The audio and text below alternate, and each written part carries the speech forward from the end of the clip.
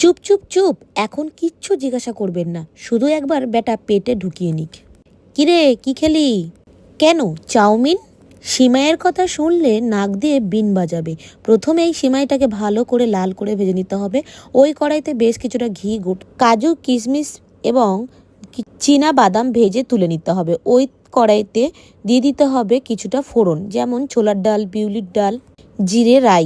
কেটে রাখা পেঁয়াজ, গাজর ভালো করে দিয়ে একটু নেড়ে চেড়ে নেবো। ফুলকপিও দিয়ে দিচ্ছি, তোমরা চাইলে এখানে আলুটাও দিতে পারো। আমার কাছে যেগুলো ছিল সেগুলো দিয়েই করলাম। হলুদ, লবণ দিয়ে, কাঁচা লঙ্কা দিয়ে ভালো করে ভাজা করে নিয়ে একটু জল দিয়ে দেবো। তারপরে ওই যে ভেজে রাখা সিমাইটাকে দিয়ে দেবো।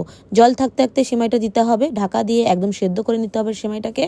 ভেজে রাখা কাজু কিশমিশটা দিয়ে নেব, দিয়ে ভালো করে আবারও নাড়াচাড়া করে নেবো। অল্প একটু মিষ্টি দিয়ে দেবো ধনেপাতা কুচি।